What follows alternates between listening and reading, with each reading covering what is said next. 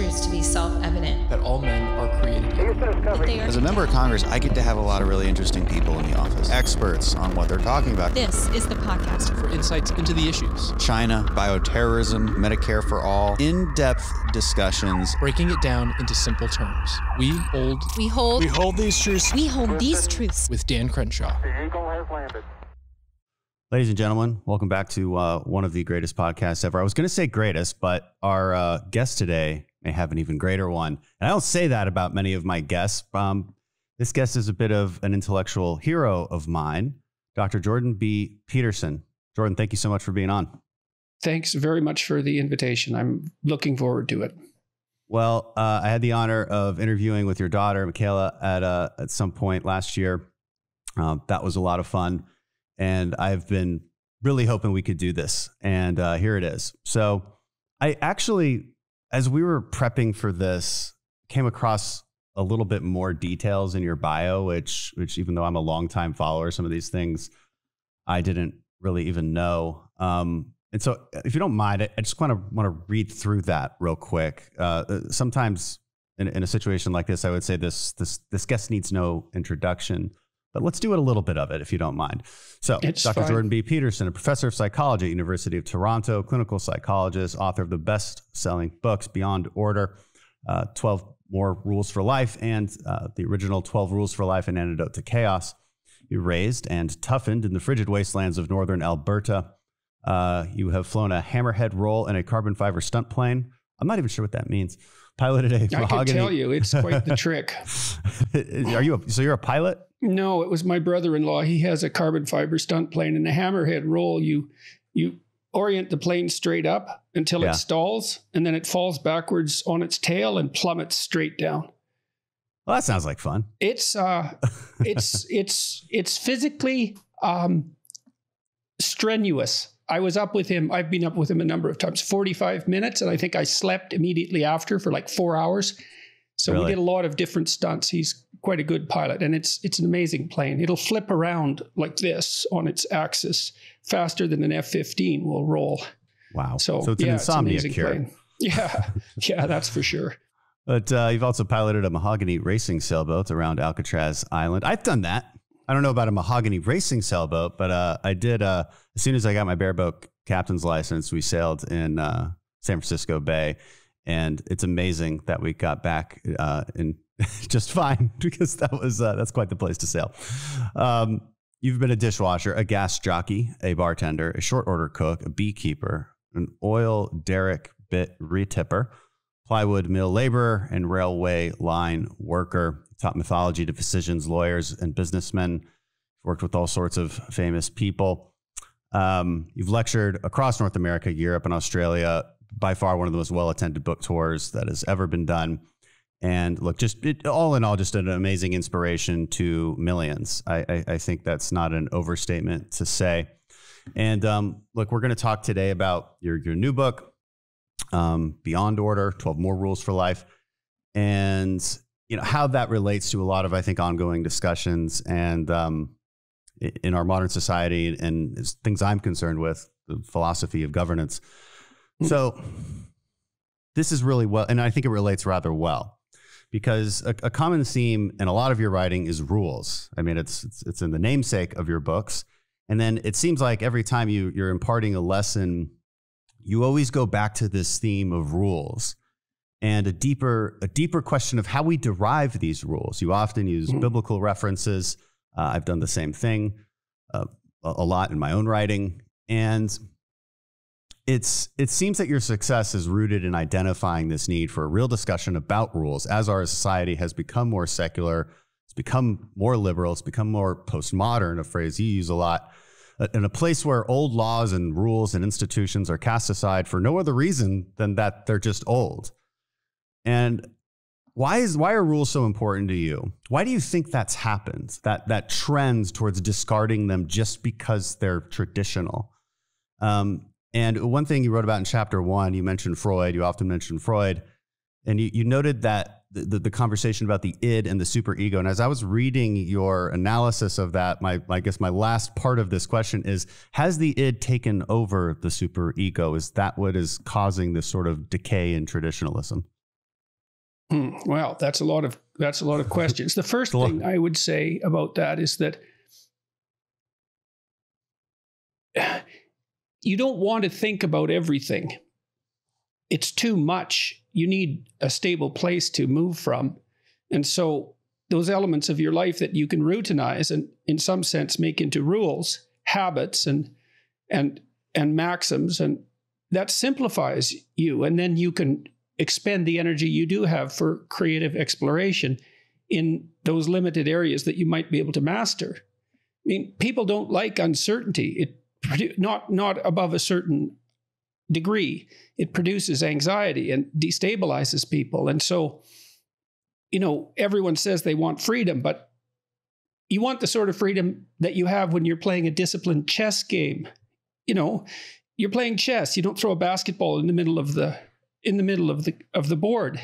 There's plenty of options with constraints. And it's the case too in the creativity literature, let's say, that constraints produce creativity. I think I used the example of the spam haiku archive in one of my books. So it's a very funny website, and it's devoted to haiku, which is a very limited form of poetry, very constraint ridden, but you can also only write the haiku about the luncheon meat. There's like 50,000 of them, and they're very creative. Now, of course, it's completely absurd, but what people are doing is showing that limitations, especially when they're voluntarily accepted, produce freedom rather than interfering with it. Because freedom isn't just, I can do anything I want all the time. No one wants that. Yeah. It's too much. So, and this is something for Republicans to chew on, I would say.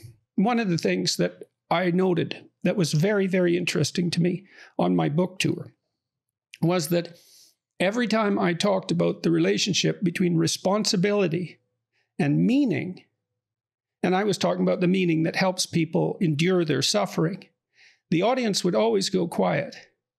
And, I'm interested in what the Democrats have to sell their constituents, but the Republicans could be selling the meaning of responsibility to young people.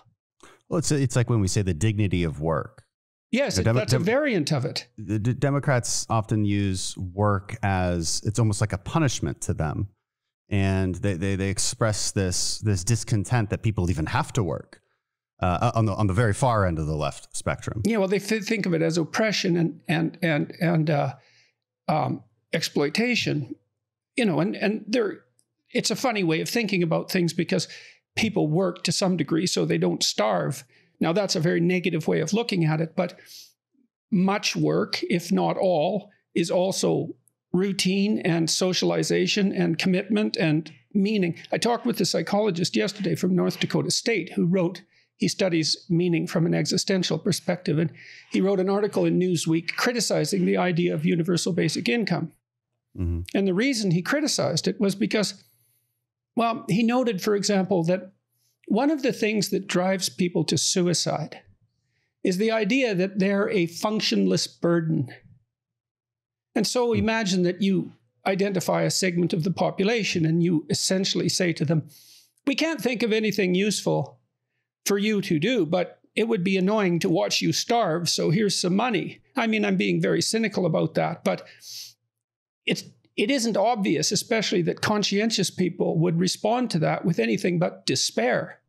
And so obviously we need to take care of dispossessed people, but that's a complicated problem, and merely giving people money is not a sufficiently sophisticated solution. And that does go to the dignity of work, right? The need. We're like pack animals. We need to pull. Now, some people more than others. It's really tightly associated with trait conscientiousness, one of the big 5 personality traits. But conscientious people who have nothing to do, they despair. It's not in their nature to not work. I think that's absolutely right. I mean, when we have constantly asked about veteran suicide, and what I say is why aren't we talking about active duty military suicide? Why is it when you become a veteran, you're somehow more prone to suicide? Now, there's some in PTSD. This is very interesting. My intuition is that it's a loss of purpose and mission. Well, one of the things, I studied military people for a long time with the U.S. Naval Academy. That's a whole story in and of itself, I'll tell you. But we were looking at what predicts military success among their students. We could predict it quite well. And the most salient predictor, apart from general cognitive ability, which predicts virtually anything complex, and that's IQ essentially, was trait conscientiousness. And the thing about conscientious people is that they live for duty. They are like sled dogs, man. If they don't have a purpose, they'll become desperate. And it's like the upside to conscientiousness is it makes you more successful because you're a harder worker, let's say. You put in more hours. But the downside is if you lose your job, for example, you're made superfluous for one reason or another. You'll eat yourself up with despair. Can we educate our people who don't have psychology degrees on the 5 big personality traits and what conscientiousness actually is defined on? Definitely. Okay, so psychologists from all over the world have converged over the last 30 years in a personality model, and this was all derived statistically. So people were asked very large numbers of questions about their personality, hundreds of thousands of questions, hundreds of thousands of people, and statistical techniques were applied to the answers to see how they grouped. So, for example, you might say, I keep my room in good order and I work hard. And it would turn out if you answered 8 out of 10 to one of those, it was very probable that you'd answer high to the other. And so you could identify how things group. I like to party. I like to tell jokes. Those group. I often feel desperate and alone. I'm highly anxious. I get irritated easily. Those group. I like to take care of people. My social bonds are important to me. I don't like conflict. Those group. And so we know the major groups. There's 5, and they can be broken down into 2 each. So the first group is extroversion, and it's associated with positive emotion. And extroverts like to be around people.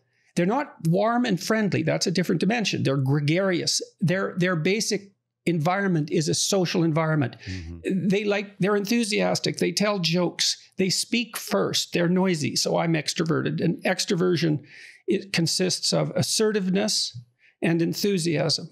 And so and an introvert is someone quiet, and maybe someone who likes nature, someone who likes to be alone, someone who too much social contact makes tired rather than energizing them. So that's extroversion, first dimension. Second dimension, neuroticism, negative emotion, anxiety, frustration, disappointment, despair, grief, guilt, all the negative emotions clump. And some people are far more sensitive to negative emotion than others. And so you could say they're more risk averse. And so they need more security, and they're not so likely to take risks. And you can imagine that there's benefits and costs to that the cost being that you suffer more, but perhaps that you're safer, especially in dangerous environments. That's the second dimension. The third dimension is agreeableness. Agreeable people are compassionate and warm. And so they care for others. It's a part of the maternal dimension, and women are higher in agreeableness than men. Low agreeable people are more combative and tough-minded and competitive and brusque, and they'll tell you the truth even if you don't want to hear it. They'll engage in conflict without being crippled by that emotionally, let's say, or by hurt by it. And in the extreme, that can be, that's the personality characteristic that best predicts antisocial behavior in the extreme. So conscientiousness, dutifulness, industriousness, orderliness. And conservatives tend to be more orderly. And then the last dimension is essentially a creativity dimension that's also associated to some degree with intelligence, and that's openness to experience. And open people like fiction and literature and art and music and movies. And so they're on the creative end of the spectrum. So based on that definition of conscientiousness, it seems rather obvious that if you score high on this, you will do well in life, since it's being dutiful, being orderly, being hardworking. And okay, so back to our discussion about veterans, they found that you're more likely to be successful if you score high on these particular traits. But again, to the point of mission and to the point of meaning and deriving meaning, in the literature or in your discussions with veterans, is my intuition at all correct, you think? It's definitely the case. There's good literature showing that conscientious people who lose their jobs are much more likely to become depressed. Yeah, because like these are fundamental sub-personalities. That's part of the way that you might look at it. So you have a position in each of these traits, and that gives you a personality. If you're really, really high in openness, let's say, if you don't create, you die. Like that's your life. If you're high in extroversion, if you're not with people, you dry up and blow away. So these are deeply rooted inside of you, and conscientiousness is a trait like that. And so people, especially conscientious people, they need purpose. It's not optional. It can be their defining characteristic. So, and that's definitely true for military people. I mean, the military is built for conscientious people. It has to be. Yeah, well, one of the things the Naval Academy wanted us to do was to see if we could select for creativity as well, right? Because they wanted independent thinkers and so forth. And it's really tough because most of the military regimen is suited primarily to conscientious people. Now, if you're open and creative, that might work really well if you're in an advanced leadership role. But the question is, how the hell do you get there? Because if you're not highly conscientious, you're going to get in trouble as you rise through the ranks. And lots of companies have this problem, by the way, because at the low end, conscientiousness is vital and openness might be merely disruptive. I wonder if that test has ever been done on the SEAL teams. I find the SEAL teams to be exceptionally open to new experiences and creative as well. There's sort of an outside the box thinking kind of mentality. Yeah, well, they might be more on the entrepreneurial end for military types. Yeah. But I suspect still they're very conscientious. Oh, they must. Yeah, we must be. I don't think you can. I don't think you can remove that from the equation. And also, openness is associated with intelligence. So I mean, I'm very, very intelligent. Well, there you go. SEALs like to express how intelligent we are. Yeah. Well, and it's true. I mean, it's true. It's a high demand occupation, and so you need a high general cognitive ability, and openness is the one personality trait that's associated with intelligence. So getting back to the how we frame rules and why they're important, and really I want to get down to like where they come from. I'm not sure we'll ever get past chapter 1 because I have so many questions, and I think we could go down a lot of deep conversations on every one of these themes. But I do enjoy, and you actually throughout the book you talk about the 10 Commandments. You talk about a variety of mythological characters and histories. And I think that the common theme throughout all of that is this sort of trial and error process of how we come to the set of rules that we live by. More importantly, how we define them as even being good. And the reason that I asked you is the id overpowering the superego. And I'm going to kind of screw up the definitions of this, but as I understand it, the id is sort of my feelings, and the superego is sort of the social structure around us that keeps us from being overly emotional wrecks. And it does seem to me in today's society, in today's politics, and maybe just because I live in the political world, that the id is constantly overpowering the superego. And it seems to be maybe a problem that you identify in the first chapter, which is don't tear down institutions, or at least tear them down. Well, we have people who aren't very well educated think that rules are arbitrary constructions derived from the expression of power.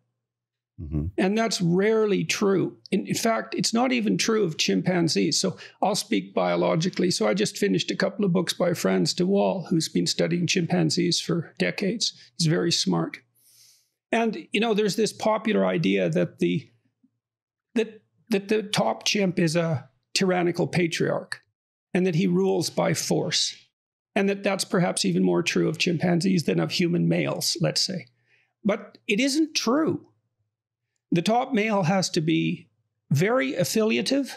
He has to attend to the members of the troop, and he has to reciprocate constantly. So he does a lot of grooming and a lot of conflict negotiation. If he's a tyrant, and I'm sure this is familiar to you in a military context, if he's a tyrant, well, what happens is a couple of subordinates band together and take him out. And so de Waal demonstrated very clearly that even among chimps, who are much more physically aggressive than we are, stable leadership is a consequence of a kind of enlightened reciprocity. And so now, and you talked about rules. So imagine this. So, and I'll speak biologically again. So as we advance through the ages, certain patterns of behavior allowed us to group together harmoniously, to cooperate and compete, to fulfill our individual destinies. And we didn't really know what those rules were. No, that was before we had bodies of law, let's say. Mm-hmm. Well then, but we could watch each other act, and we could see who we admired, and we could see who we had contempt for. And then we could tell stories about those people. And then you could say we aggregated the stories. So we had an aggregated story about what was admirable, and we had an aggregated story about what was contemptible. And part of that is, in some sense, it's part of the dawn of religious thinking, to abstract out admirable as such. That would be Christ in Christianity, or contemptible as such. That would be the adversary or Satan, right? These supernatural figures, transcendent figures that represent these poles of being. All right, so you capture that in story first. Well, then once you have it in a story, especially once you can write it down, but that's not absolutely necessary, you can start thinking about rules. So imagine someone is watching a wolf pack interact. They're an anthropologist. They can write down the rules. Well, the wolves aren't following rules because wolves don't follow rules, but their behavior is patterned, and you can describe the patterns with rules. Well, we can do both. We behave. We tell stories about how we behave. We abstract rules from the stories, and then the rules can interact with the stories and the behavior. And so it isn't like a group of tyrants got together and formed a conspiracy and decided they were going to produce a bunch of rules that would keep the serfs and the oppressed people in their place. It isn't that at all, unless you're unbelievably cynical about the structure of human civilization. And you know, I mean, there are aberrations, there are totalitarians, there are tyrants, there are psychopaths. We all deviate from the ideal. But part of the culture war right now is about this absurd proposition that the central organizing tendency of our culture is the expression of arbitrary male power. And it's absurd. I can't believe that we can't defend ourselves against that. Well, what I've noticed just being in politics is the reason it's hard to defend against these sort of postmodernist ideals is because you never see them coming. And so it takes some time to develop the arguments and then develop the effective messaging. Oh, yeah, that's definitely and I tell true. Conservatives all the time, stop acting like victims just because you're on defense all the time. That's what it is to be a conservative, is to be on defense. So get used to it. That's your job. You're also called upon to defend things that you have no idea how to articulate. So let's take a family. Yeah, like marriage. Let's take marriage. Yeah. It's like, well, a family should have a mother and a father. No, the criticism would be, it isn't necessary for a family to have a mother and a father. It's like, and if you believe that, you're prejudiced. Yeah, well, okay. It's like, oh no, now I have to come up with an articulated defense of a dual sex family. It's like, I don't know how to do that. Everyone agreed that that was the ideal and even the norm. So if it's the norm and if it's the ideal for that matter, it's widely shared. You don't need an articulated defense or marriage is an oppressive, patriarchal, exploitative relationship. Yeah. It's like, well, wait a second. Men stick around for 18 years or longer to raise children? Like that doesn't seem exactly like a tyrannical structure. And then, well, the rich get married, but the poor don't. So why are the rich choosing to oppress themselves? And the more educated a woman is and the wealthier she is, the more likely she is to get married. So, but like you said, it's not like you have those articulated arguments at hand. Right. Now, we need you to do that. Well, we've also produced specialized groups of people who are publicly funded, who do nothing but critique, right? And those are the university departments out of which all this nonsense is emanating. And like, there's a place for criticism, and obviously, but it's criticism tempered with gratitude. And it's somehow gained a foothold that is really disturbing, you know, and again, you can label it postmodernism. And I think that's probably the right label. I know it's a label you use a lot to describe what's happening. And I guess maybe the definition of that would be this sort of challenging of basic truth and this march through the institution that Marxists did since the 60s that has created this sort of false sense of authority to back up this destruction of norms and truth. and this destruction of basic traditionalism? Well, it's an open question. If you subsidize a number of highly intelligent people who perhaps have a bit of a chip on their shoulder for 4 or 5 decades, what's the consequence for your society? I mean, if someone who has a job that isn't merely thinking about the structure of institutions doesn't have much time to engage in such activity. But if you're a tenured professor in a women's study department, let's say, well, essentially you have time to do nothing but that. And there's no consequences to your criticism that are negative. Right. It doesn't affect your ability to make a living. And so we're stuck with this. We have these criticisms that constantly arise, and they seem to me to be radically unbalanced. So we're set back on our heels constantly about the fundamentals of our society. And the other thing that annoys me about that is that I don't also buy the idea that the postmodern people, the critics who are influenced by Marxism, they're influenced by Marxism because Marx wanted to view the history as a battleground between the working class and the master class, let's say, the owners, the capitalists. And, that produced a lot of catastrophe. And so French intellectuals essentially played a sleight of hand in the 60s and transformed that into something like oppressed versus oppressor on non-economic grounds, right? So it's the same bloody thing. It's just in new guise. And so the problem with that is that there's nothing in it that's grateful. There's nothing in it that, and furthermore, there's this insistence that these ideas, I was reading, for example, there's a document of an image produced by the Museum of Black History in Washington. I haven't got the name exactly right, but it attributed a number of characteristics to white supremacist culture, essentially. And they were basically, I know exactly the one I mean. We talked about it on this podcast. Yeah, and it was very, very normal things. Well, they're conscientious, they're trait conscientious attributes. It was like being on time was one of them. Yeah, there's no evidence whatsoever that they're limited to a given race or culture. In fact, there's very little evidence that personality tests produce racial or ethnic differences. But the idea, these things that are being critiqued often are tossed off as arbitrary presumptions of Western culture. And I don't believe that's true. I think they are laudable expressions of the central human tendency towards large-scale civilization. And there are Western variants, but there's a core there that's fundamentally human, and that's then even deeper than that. It's linked with the emergence of ethical activity in animals. It's associated with stable games in game theory. So, we all play games in some sense with one another, which is why children like games so much, because they're practice for life. And there's a rule for winning a given game, but there's a different rule for winning a series of games. And if you and I are going to play a game like this conversation, let's say, I could dominate you completely, hypothetically, in the first minute, or you could do the same to me, and you would be the victor. But I'd stop playing, or you would, and so then the conversation would degenerate.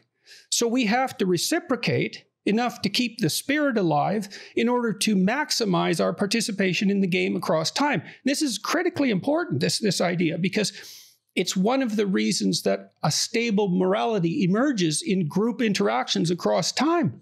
It's not arbitrary rational imposition of something like power. Well, it's how we learn how to act. And you talk about sanity being, a definition of sanity being the ability to speak with others and learn from them. I think one problem with extremism in modern times is this tendency to get into social media bubbles, and then you no longer have that interaction, that back and forth. It would seem to me that's how extremism happens, and maybe why it perhaps got worse as the internet took hold. It just allows you to be in that echo chamber a little bit more definitively. The other, when you brought up games and how children play games, how important these games are, it occurs to me that bringing that out to a broader conversation about our society and culture is more and more, it does seem to me that those who do not compete that well within those games claim that there's an injustice happening, claim that the game itself is corrupt. And so how do we defend against that? How do we say, how do we define what a proper set of rules is, what a proper game is? Because what the left will say is, these people aren't winning this race, so we must change the rules of the race. A conservative says, are the rules just? And if they are, then the outcomes be what they will. That's probably, at least in part, a reflection of temperamental differences too, because that emphasis on justice would be associated more with conscientiousness, and the emphasis on inclusion more with agreeableness. And so those are competing moral motivations, and one's more maternal, that would be agreeableness, and one's, well, at least symbolically, more masculine. Well, that's interesting because the left always uses the word justice. Now, I don't believe they define it correctly. I think the way you just defined it is probably a better way to encapsulate what they're really saying.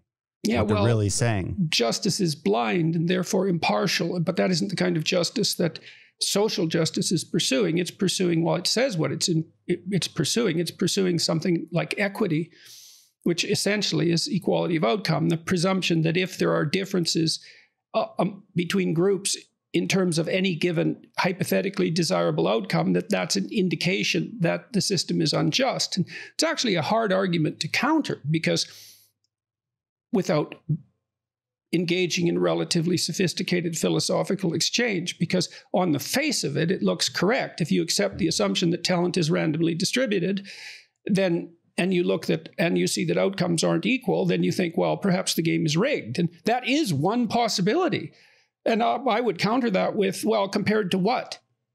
Well, compared to the utopia in my imagination. It's like, yeah, well, you should bloody well be careful about that utopia in your imagination, because that justifies any means on your end, right? Because the outcome is so beneficial that you can do anything you want to bring it about, and it's justifiable. And like my sense is, and this is probably more a conservative sense, is that we should compare our culture to other cultures, not to hypothetical ideals.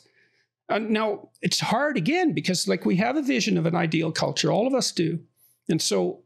Right. But there's people suffering, they say. There's people suffering, and why don't you want to help them? And that's just a far more complicated question than I think they would make it out to be. Somebody who can't compete in a hierarchy that is not corrupted, that is as just as we can possibly make it, with a set of rules that is as good as we can possibly make them. There are still people who will, of course, not be able to compete as well.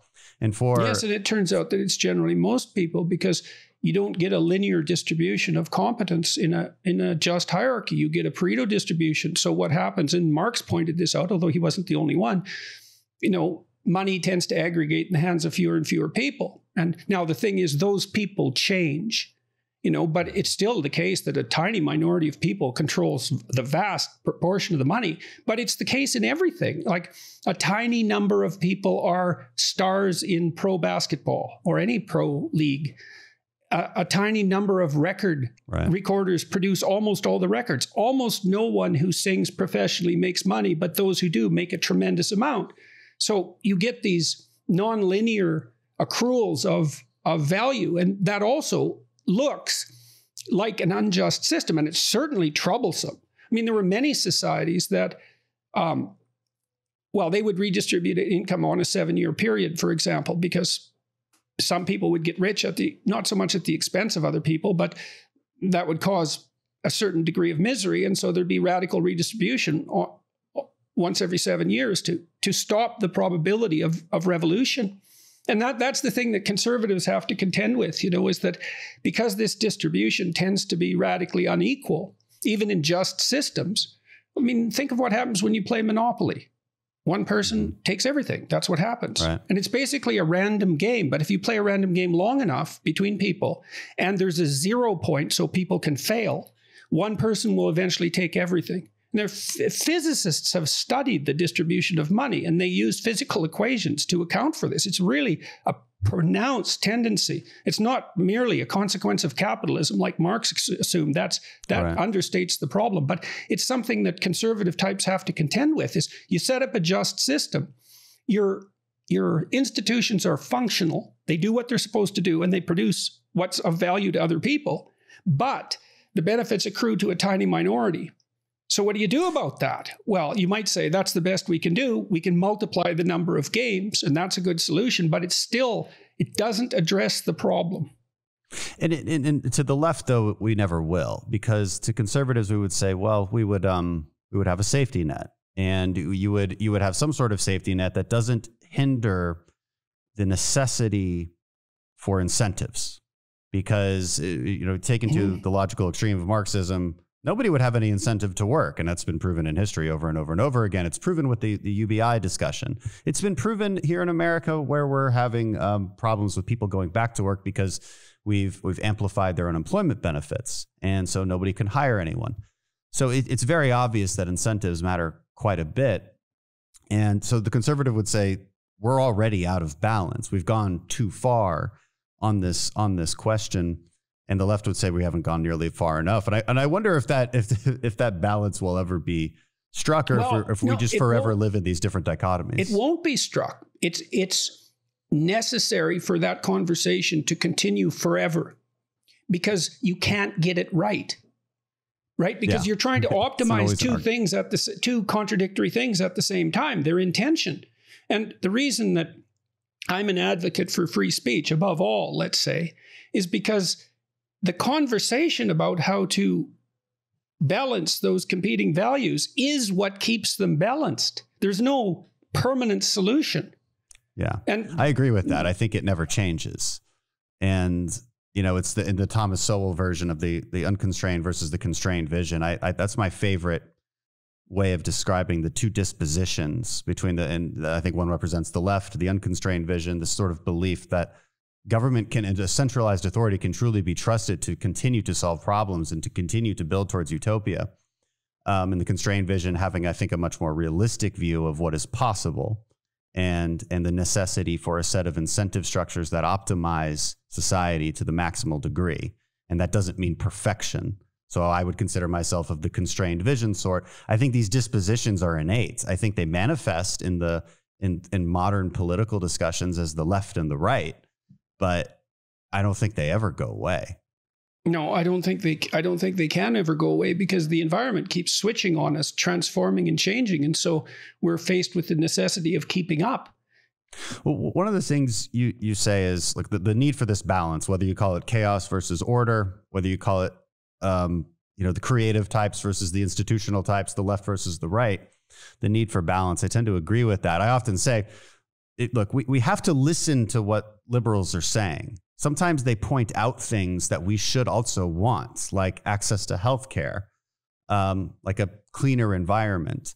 But I think you need conservative problem solving to get there. I don't think they can be trusted to optimize solutions correctly. I think conservatism is, by definition, a series of principles and frameworks by which we solve problems. It's a process-oriented philosophy. Well, in businesses, the open types are, okay, so politically, people who are high in openness are more likely to be liberal. And open people are more likely to be entrepreneurial. But openness doesn't predict managerial competence or administrative competence. Conscientiousness does. And so you can make a very strong case that open types innovate and conservative types implement. And I think all the relevant data in psychology, and this is a solid element of psychology, a solid aspect of psychology, suggests that you can't have a group of open people run a company. Now, maybe in its early expansion phase, but not once it's not once it's routinized. Right. You can't have the disorganized creative types doing all of that. It just doesn't. Well, they won't even want to do it. They'll get bored of the details. No. They'd find that completely stultifying, because they don't find, if they're low in conscientiousness, they don't find any real intrinsic satisfaction in, let's say, in duty or routine. Well, I don't know how often you really talk about populism, or if you really define it. I tend to talk about it a lot, especially because I hear more and more on my side of the political aisle saying I'm a conservative populist, and they'll say this with pride. Now, I think populism is unbelievably dangerous. I hate it. And now people will say, well, what are you defining it as? And I say, well, I define it as telling you what you want to hear, your feelings. Just mirroring your feelings back to you, because that's an effective way to connect with somebody on an emotional level. And then I can get them to do whatever I want, like vote for me, as opposed to telling them the truth, right? Telling them the nuances and the truth behind what is necessary to fix Social Security and solvency, as opposed to just telling them we're never going to take it away from you. Well, of course, that's what you want to hear.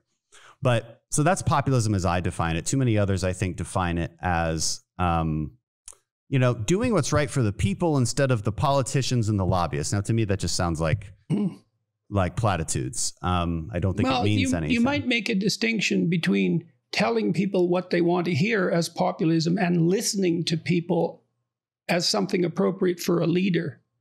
And so I talked to a conservative politician in Canada who started a political party and which became the official opposition in Canada. And he would go around Western Canada, because that's where it came from, making stump speeches. But what he really liked was the Q&A. And that's because he could hear what people wanted. Now, he crafted his policy partly in response to what he heard that people needed and wanted. But it wasn't because he was trying to tell them what they wanted to hear to get elected. So that's a real careful distinction to make, right? Because you want to listen. Of course.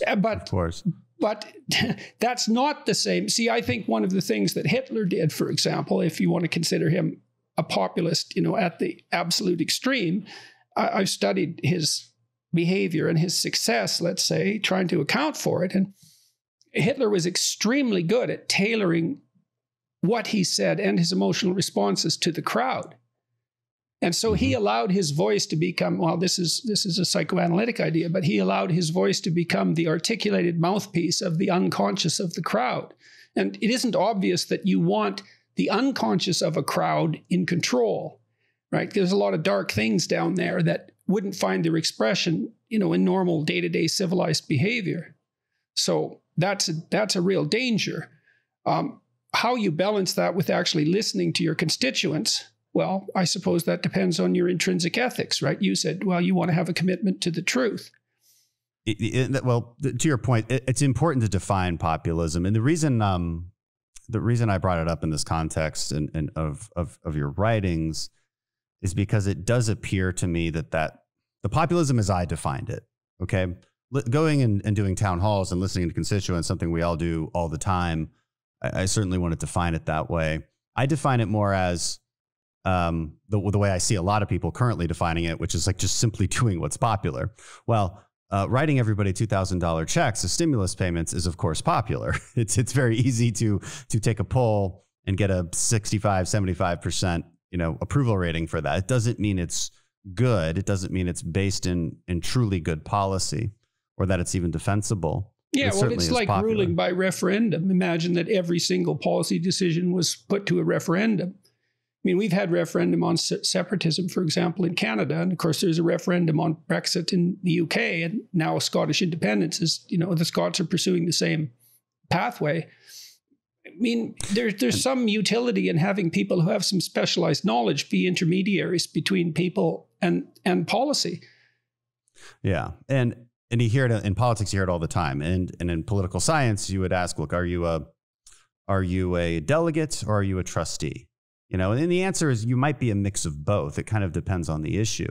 But what you do owe the people is a legitimately true, an explanation based in truth for why you're doing what you're doing. I see it far too often in modern politics where it's very easy to make a specific populist political statement, to say something like, and I think, again, the reason I'm connecting it to your work is because a typical populist cry is the system doesn't work for the people. Right. And you hear that on the right and you hear that on the left. And that really gets at our conversation about rules and institutions and whether those institutions are just or not. And it's so easy to just claim that they're not. It's so easy because an outcome isn't what you yourself would desire. What do you think the best governing philosophy is, the governing structure? And, is it a pure democracy? Is there ever such thing as a sort of benevolent king who makes all the right decisions? Is it a republic the way we have in the United States? Of course, I'm biased. I tend to think that our Constitution is as good as you can get. I'm not sure how you could improve it. There's only trade-offs at a certain point, not so much, clear improvements without any trade-offs. But do you have thoughts on that? Well, I don't think there's any evidence that any systems other than representative democracies work. work well. I mean, what would we compare them to? Even if you have a benevolent monarch, and you could imagine that that might have some advantages in terms of short-term efficiency, you run into the problem of leadership transformation. And, you know, I mean, I've read that George Washington wasn't a great man because he became president. He was a great man because he stopped being president. And that's really, really important. And, you know, one of the great advantages of a system like the American system, but I think it's characteristic of well-structured democracies across the world, is that they do handle power transitions, generally speaking, very well. And they're also really distributed, so they're hard to take out. I mean, even if a terrorist did something absolutely atrocious and took out most of Congress, it wouldn't materially affect the democracy for more than a couple of months, because the institutions are so distributed that they just pop back up. You don't get that with centralized authority, even if hypothetically centralized authority is upon occasion more efficient. And efficiency isn't everything, because you can move very rapidly in the wrong direction if you're efficient.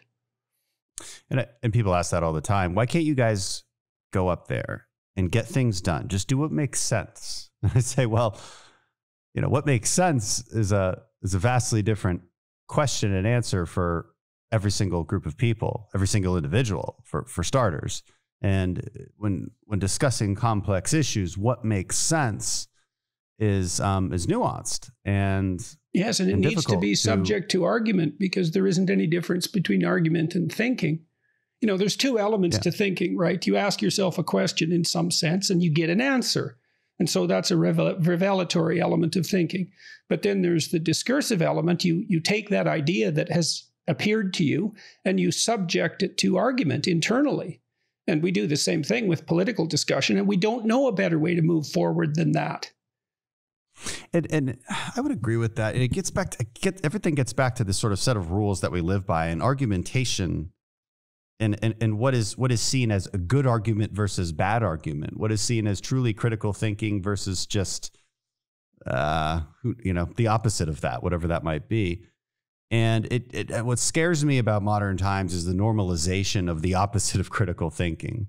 Something that passes as an argument but really isn't. Sort of the shorthand, and identity politics is used as shorthand. Cancel culture is used as shorthand to bypass argumentation, real argumentation. Demagoguing is used to bypass argumentation. The assertion that you're a bad person because you want that policy, that's intended to, you know, just impugning your motives, is intended to bypass argumentation. And look, I haven't been in politics that long, but it does seem to me we're losing the battle. It does seem to me that, and maybe I'm just romanticizing the past, but sometimes it seems to me that argumentation, or that set of rules by which we played was more concrete in the past than it is now. Yeah, it's really hard to say, isn't it? Because our memory of the past is very fragmentary and partial. And I mean, it isn't self-evident to me that things are more unstable, say, in the US than they were under Nixon. Mm-hmm. And certainly they're not as unstable as they were under Lincoln. Of course. So, right. So, and of course, there was the Depression and the 1929 stock market crash. Yeah. And perspective is always in order. Yeah, well, and there is no shortage of conflict under all those circumstances. Now, it does seem to me that things have heated up in the last 4 or 5 years relative to, say, something like 25 years before that. And I can't account for that exactly. I don't know exactly what it is. I mean, it does seem like there's less trust in the US, particularly between the political parties. And, you know, part of that might be also that your elections have been so unbelievably close for so long, right? Mm-hmm. You're so split exactly down the middle. And we have a truly split country in ways that other countries do not when it comes to conservatives versus liberals. You know, you compare ourselves to I don't think anybody's debating how to reform healthcare in Canada in any real way. I'm not sure I'm correct about that. Really, but in the UK, but in the UK, that's certainly the case. You know, the Conservative Party in the UK would be tarred and feathered by our conservatives here. They're just not. We would call them traitors to our cause because we just would. So it doesn't seem like there's it seems like we're the last bastion of conservatism in a classical sense. Well, you also have a two-party system, which in some sense might produce, under some circumstances, more polarization. I mean, in Canada, we have a three-party system, basically. We have conservatives who are to the left of your conservatives. We have liberals who I think are roughly in the same ideological position as the Democrats. And we have the New Democrats that's where the radical leftists hang out to the degree that they do. And they have influence at the provincial level sporadically, but have never managed a national party.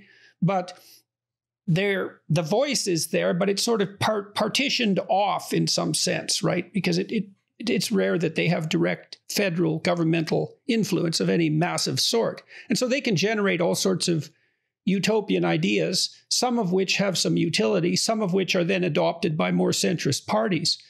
And so it's hard for me to say to what degree that would be advantageous in the US. I mean, the Democrats in particular seem to be spanning a very wide ideological spectrum at the moment. And I talk to Democrats a lot. As a group, they're far more centrist than you would assume by watching from the outside. And to me, that is because the center, and this is a big problem for the Republicans too, the center doesn't have a compelling story. And yeah, the center is a knife edge. Well, there's that too. But I mean, the thing about the radicals is that they've got something romantic to market, right? You can stand up against malevolence. You can demonstrate in the street. There's a romanticism about it that's associated with... It's hard to have a fiery campaign speech where you say, well, on the one hand this, but on the other hand this. And, I think there's some truth to both. Yeah. You're not going to get an applause for that. Yeah, well, there's the old joke, what do we want? Incremental improvement. When do we want it? Yeah. In due course, right? Yeah. And so that's sensible and old in some sense. I mean, people become more conservative as they become older and perhaps more patient, but it's not fiery. And I mean, the Democrats I've been talking to are trying to generate messages that are more centrist as an alternative to the more radical stories that seem to dominate the media and certainly dominate the public debate. And they are definitely in the majority. And it would be lovely to see the Republicans do the same thing. But for the life of me, for example, looking as an outsider, I can't see what the Republican story is. Now, I talked to Dennis Prager about this a week ago or 2 weeks ago, and he said, well, the thing about conservatives is mostly we want to be left alone. And fair enough, but there's a paradox between that and also telling a story that's appealing. And well, that's why I think that your best bet in some sense is to make the case to young people, the relationship between meaning and responsibility. I've talked to conservative youth groups in the US with Charlie Kirk's group. And so quite a number of thousands of them, very young people. And they're very, very receptive to that idea because they're searching, the world's fractured up partly in this postmodern way. People don't know what to believe. They don't know what rules to live by. And what that means is that there's a hunger among young people for a message that has a meaning for them. And conservatives can sell that in the guise of responsibility if it isn't just simple moralizing. Yeah, and I think we have to. I think we also have to make it clear to people that conservatism is about proper problem solving. It's not just about being left alone. That's libertarianism. And we have to distinguish ourselves better from libertarianism, which really is it's live and let live to the extreme, this sort of individualism to the extreme. Conservatism, I define it as freedom based in moral code, as our founders defined it. That's what we're trying to conserve. And then to your point, we have to define what that moral code is and defend it. I mean, I think we've defined it over time, but we have to defend it. You have to tell young people, let's say, because that's perhaps the primary target, is why they should care about that. What's in it, not so much what's in it for them, but why is that valuable? And when it's parodied by the left as the mere rantings of the privileged, I mean, that's easy to understand, especially if you're young. I mean, one of the best predictors of being wealthy is being old, right? So you accrue money during your lifespan to sort of stave off the disadvantages of aging. And that's not so unreasonable, but it does put young people at a disadvantage economically, let's say. And something has to be sold to them that they can abide by. And they are fragmented. They are looking for meaning and purpose and identity, as you can tell, because identity politics wouldn't be so powerful if that wasn't the case. It isn't obvious to me that the right is doing a good job of addressing that need. It's a real, I mean, I'm not a blaming, because it's not easy to come up with a story. Very hard. It's very hard. It's very hard. And the attempts to do it have in my belief, are what has caused the populist right, because it's this need to define an enemy and to engage in resentment politics and to even elevate victimhood, which is something that the left has done constantly. But I get concerned when I see the right starting to do it as well in order to compete. Yeah, well, it's sort of this, you could take your definition of populism and describe it as an appeal to resentment.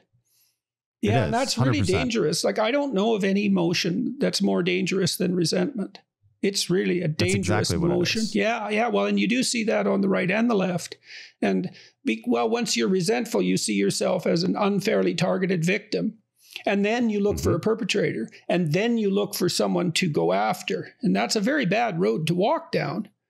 So yeah, and it no longer becomes about the proper form of governance or the proper governing philosophy, and that's what you vote on. You know, it becomes about who's a worse person. This is the toxifying of politics in general, is when it becomes about who's a worse person as opposed to who has better or worse ideas. And we tend to take the worst people from a given side and use that as an excuse to say that's why they have bad ideas. Now, for some reason, it seems to me that Democrats can bypass that a lot easier than we can. I don't know why that is, but it seems to be true. I don't, What do you mean that they can bypass that more easily? That it's harder to say.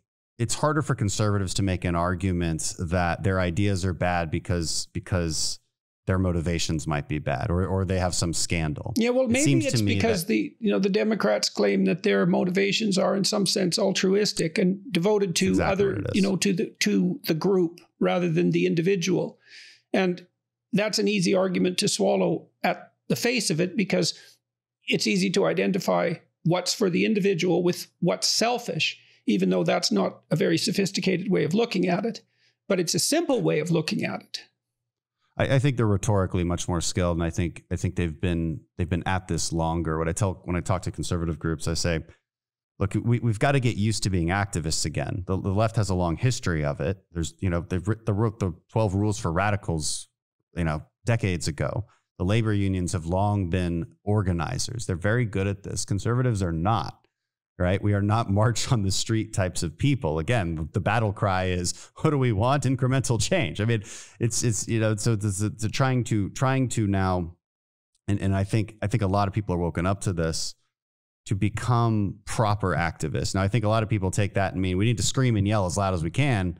And I try to tell them, no, that's not persuasive in politics. In order to fight and win, you must be persuasive, and we have to think through those things a little bit better than we possibly can I ask have. You some technical questions? These are things I've been curious about since spending time in Washington. So the last couple of times I went to Washington, I was quite struck by the relative lack of a narrative generating function within the political parties, with a messaging function, with all of the apparatus that might generate policy technically and then communicate it to people. And I was also struck by the fact that the elected officials have to spend so much of their time fundraising and outside their offices, beholden to their parties, that they have a paucity of time to attend to the things that you might regard as central to the problem of governance.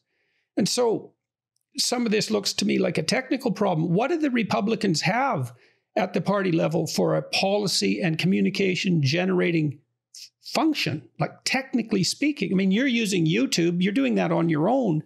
It's like, there's YouTube. Like, why aren't the Republicans using YouTube? It's the biggest television network in the world, and it's free. So the answer is, technically speaking, institutionally speaking, those mechanisms certainly exist. I mean, there's On the campaign side, there's an RNC and an RCC. Here on the official side, in the House, there's a leader, there's a whip, there's a conference chair. They're in charge of that messaging for the most part. It goes out. But what you're not seeing is marketing. And so why am I having this conversation right now? Because nobody's talking about marketing. And so I do the marketing. So I think what I do is I do represent that next stage of evolution and how we get our ideas out there. And I think we're becoming more and more successful at it as a party. One of the concerns I have on my side, and I've talked about this in past podcasts, is you can kind of divide people up in here between legislators and performers. People who just, legislators doing the work that you're talking about. There's a lot of them. They don't get any credit, though. In fact, they're called rhinos and establishment yahoos by our own side. Then there's the performers who basically just go down their list of slogans of what they think they're supposed to say that will deliver the hope, the reaction that they want from the base.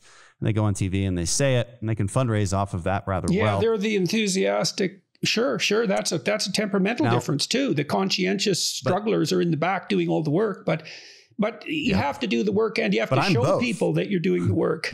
Right. So I try to do both, because I do disparage the performers, but only if that's all you do.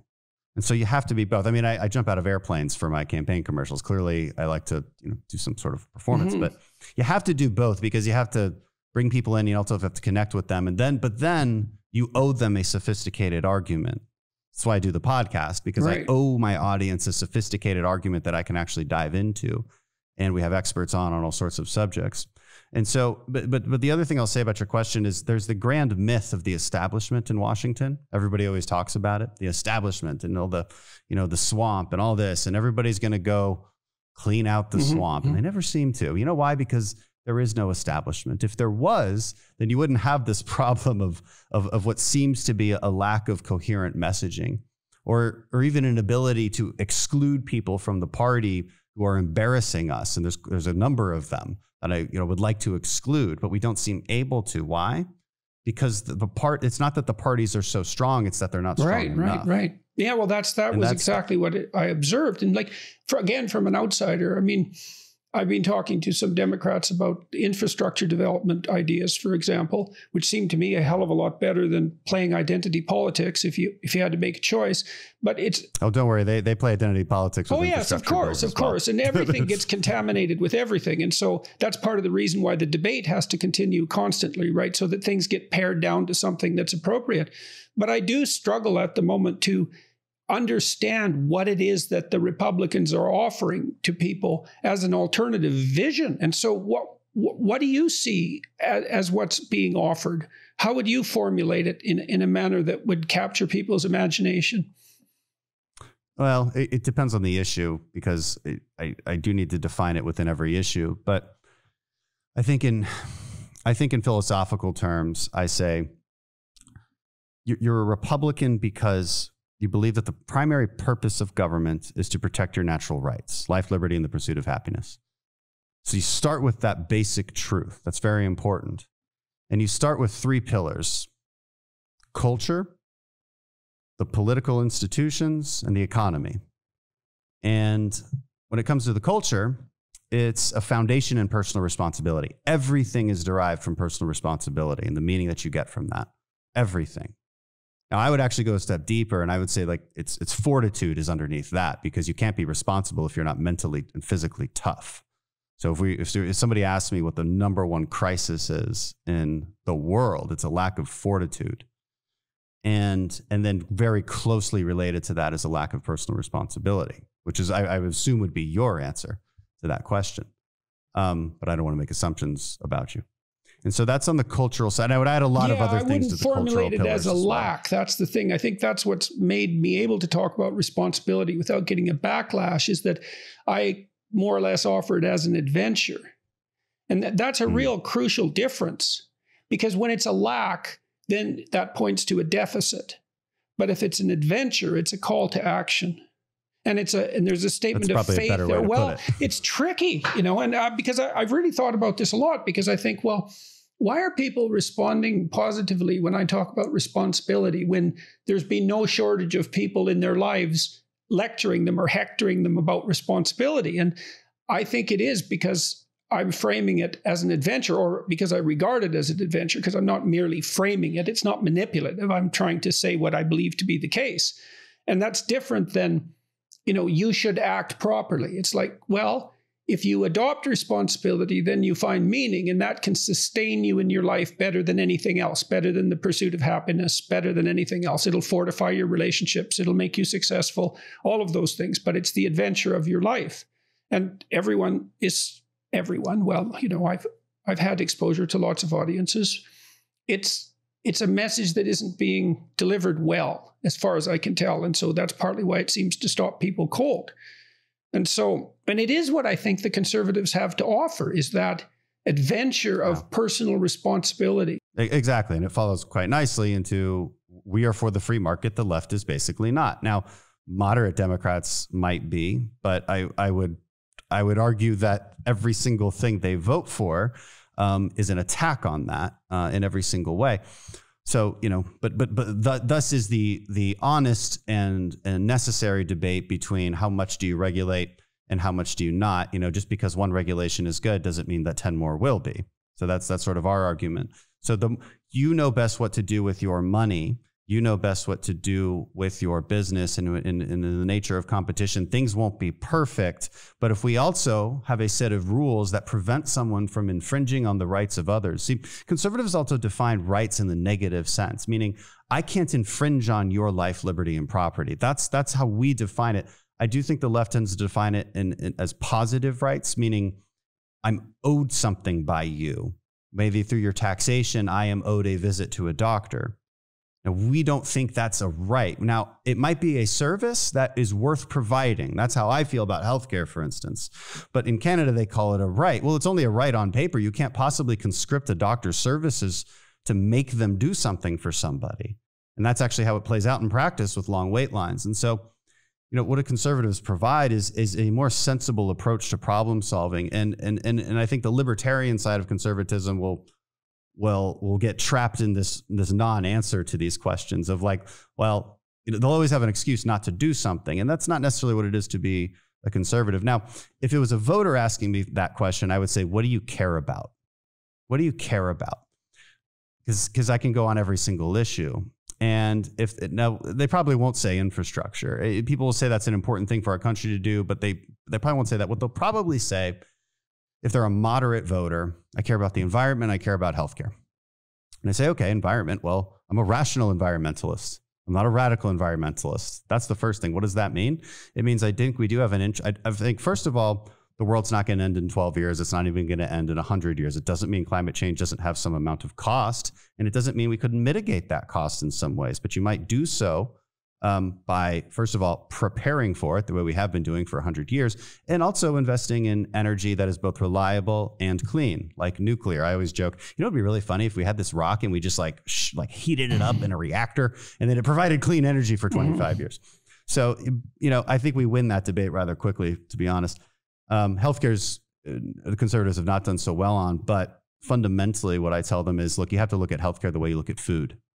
Food is something, it's not a right. At least in the negative sense. You can't make it a right because someone has to produce it. So you can't conscript the service of others. That's not a right. But it is something we think people should have in a modern society. So how do we get it? Yeah, well, and the problem with the healthcare issue too, and from a free market perspective, or perhaps a problem, is that there's an unlimited demand for it. And it isn't, the free market works really well in virtually every way that a distributed decision-making system possibly could. And that's a conservative argument that young people aren't taught enough about, is that, well, the world's really complicated. Okay, so how do we deal with that? Well, we distribute decision-making power as broadly as possible because that's the best computational approach. And that's technically correct. The problem with healthcare, in some sense, and I might be wrong about this, is that there's no limit to the demand. And it isn't obvious to me how the free market can respond to a problem where it's got to be a mix. And so, our answer is empower the patient with money. In Canada, there's a single payer system. In the UK, there's the NHS, and so it's basically like the VA for the entire country. what we say is you have to empower the patient. And this is why I use the food analogy, because that's how we provide food to people. We give them food stamps. It's a voucher that you go purchase food that you want at the grocery store. And it's not necessarily unlimited. I mean, it's high. It's higher than we'd like it to be, but the demand isn't necessarily unlimited. You don't just make random visitations to the doctor. And so, no, but you'll spend a lot of money if you're dying. Absolutely. But we spend it anyway. In America, we spend it anyway. It's not like anybody doesn't get their care. That's sort of a trope that the left uses, people dying but that's just not true. What is true is that our payment system is a mess. And so fix the payment system in a way that creates choice and competition, which lowers overall costs, but without sacrificing the quality and the innovation that is highly unique to America only. And I point this out all the time about, look, how many vaccines and because COVID really made this apparent. When you look at the number of vaccines and treatments being worked on and being approved in the United States, it's well over 300. China comes in at number 2 at about 30 something. We're the big innovators of the world. People might go to Canada to get cheaper drugs, but that's a cost reason. They're going there for cost. People leave Canada to come to the United States because they can't get that hip replacement. They just can't get it. They can't get the cancer drugs, the cancer treatment, because we have access to far more of the cutting edge drugs, for instance, than other developed countries. Why? Because there's a negotiation that goes on, and sometimes they just don't get sold to country X, Y, and Z. So there's just the trade-offs of healthcare are unbelievably complicated. And my big goal as a legislator is to simplify that to the maximum extent possible without being very dishonest, because it's easy to demagogue and do that. But enough about me. I want to bring it back to one thing you talk about a lot, one thing I talk about a lot, perhaps because you've influenced me over the years, which is heroic archetypes. And the heroic archetypes we emulate. And it's related to the political discussion because, you and I probably agree on a lot of the heroic archetypes, Jesus being the ultimate heroic archetype, the perfect man. One thing I am constantly wondering, in the postmodernist movement, what are their archetypes? Who could we even look to understand what their next move might be? Again, as somebody, either a traditionalist or a conservative, you always feel like you're on the defense because you never know what they're going to do next. Well, I think that the fundamental archetype, in some sense, that underlies the radical left is the tyrannical father. Everything's viewed through that lens, is that the world is best construed as a tyrannical father.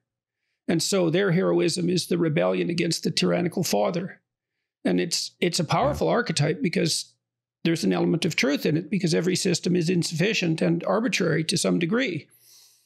And so there's plenty of motive power in it, but it's an ideology because it's incomplete. That's my view, because it's not only a tyrant, and you're not only the hero, the person who's rebelling against it. And so it's a truncated religion. It certainly is. And it's very emotionally compelling because it is a form of heroism to rise up against the tyrant. I mean, every American knows that because that's part of the founding story, of course. Although I don't know if England makes the world's best tyrant, but it doesn't really matter. No, it doesn't. Hey, 4th of July is coming up, and we love to talk about the English being tyrants. It's part of our story. It's the narratives that we tell ourselves. But you mentioned ideology, and that's another chapter in the book is abandon ideology. The first thing I think of when I heard that was, well, wait a second, am I wrong? Because sometimes I'll say, well, I believe in conservative ideology. So how do you define ideology, and how do you, I guess, differentiate that from just following a set of principles? Well, that's a very good question. Well, I think in ideology, we talked about archetypes. And so I think there are fundamental ways of construing the world, and that a proper religious system offers all of them. Let's look at Freud, for example, just for a second. Now, Freud wasn't a religious figure, but his ideas, what would you say? They were replacements for the same territory. The Freudian psychoanalyst played the same role as the archetypal healer, the priest. All right. So why was Freud successful? His theory, why was it so powerful? And I mean, his influence has waned but not really. It's just become saturated in our culture to such a degree that we take all of his insights for granted now and can only see where he made mistakes. Id, well, that's the natural world. And for Freud, the id had a positive and a negative element, right? Because it was the source of all your energy, but it was the source of all your wild impulses. And so that was nature. And then there was the ego, and that was you. And well, there was the positive part of you and the negative part. And then there was the superego, and that's basically the father in some symbolic sense. And it had a positive and negative aspect. Very well balanced. Culture had a representation as positive and negative. Nature had a representation as positive and negative, and so did the individual. And that's typical of a well-developed religious system, in my estimation. Ideologies take pieces of that and claim in some sense that they represent the whole. And so you see this it's particularly evident right now on the radical left, where, the rebellious activist is a hero fighting against the evil tyrant. It's like, well, wait a minute. What about the benevolent father, for example? And there's no appreciation for that at all. And of course, that's what the conservatives put forward in some sense, is the archetype of the benevolent father. I think that's probably accurate. Is ideology then, or the bad kind, is it just an unthinking adherence to an outcome, like a preferred outcome or a preferred maybe mechanism might be the right word? Like it has to be done this way. And so for instance, this is how I think about radical environmentalism versus what I would call rational environmentalism. It has to be solar and wind renewables. You can't solve climate change any other way. That seems to me to be absurd. Part of it, and I do address this in the chapter, is that it radically oversimplifies incredibly complex issues. And there is no environment. That there's no problem with the environment that can be solved, right? All of those conceptualizations are far too low resolution. So you have to decompose it, and that's troublesome, and it interferes with your feelings of omniscience. You could ask someone for their opinion about the environment and they would give it to you. And then if you asked them if they could run a nuclear power plant, they would say no. Yet it's obvious that the sum total of our energy infrastructure is far more complex than one nuclear reactor. And yet people are perfectly willing to offer proscriptions that cover the entire territory. And so they want a map that's complete, but it has no definition. And so that's part of the attraction of ideological thinking. It makes you think you know far more than you know. It covers up your ignorance, and your ignorance is terrifying. And so then you have to decompose, well, because there's so much of it. There's so much you don't know. I mean, think of what happens when you're driving down the road and your car quits. I mean, you don't understand your car. For you, it's this thing that gets you from point A to point B. And as long as it's doing that, your understanding is sufficient. But as soon as it stops, you're lost. And the entire Western industrial infrastructure is a lot more complex than your car, but people are perfectly willing to put forward ideological solutions. It covers up their ignorance. So that's true. I'm an admirer of Bjorn Lomborg. He's an intelligent environmentalist, and I worked for the UN at one point briefly on a subcommittee that was looking at millennial goals, and there were like 200 of them. And I thought, well, these have to be rank ordered. It's like, you're not going to pursue 200 goals. Why aren't they rank ordered? And part of the reason was, well, no one had the technical ability to do that. And part of the reason was every goal had its constituency. And if you rank ordered one over the other, you would offend that constituency. So you just had a mishmash of 200 goals. Well, Lomborg hired teams of economists to rank order them in terms of return on investment. Very intelligent, very particular thinking, and now you might criticize his approach, but I haven't seen one that makes more sense. It's like, here's the problems. Okay, can we agree on the set of problems? Well, roughly. Which ones could we address most efficiently, and what would be the consequence of addressing them? Now, that runs into the problems of economic prognostication, which isn't trivial, but if you don't have a better method, that's a pretty good one. I mean, what he showed, and Lomborg is a believer in climate change. He thinks we'll hit the UN Climate Committee's estimate for temperature increase over the next 100 years or so. But when he did his team of economists analysis and then aggregated across them, he found that investing in early childhood care, for example, around the world was far more effective in terms of ameliorating human misery than money haphazardly spent on climate change. The thing that bothers me about the climate change environmentalists is that I'm more afraid of their interventions than I am of the climate change. Well, especially when you consider what the UN's data says on this. The UN IPCC will tell us that by 2100, the cost of climate change will be a reduction in global GDP about 4 to 5% from what it otherwise would be. Now, that's not a trivial amount. However, you also have to take into account that global GDP will double or triple in size by that time. Yes, at least. So it's not a trivial amount, but it's pretty close to being trivial.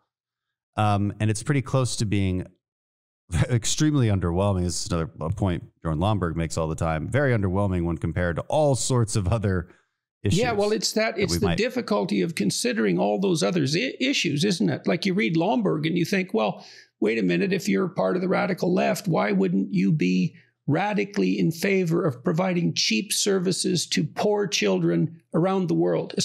And then you conservative could say, yeah, and look at the return on investment. It's like 200 to 1, something like that.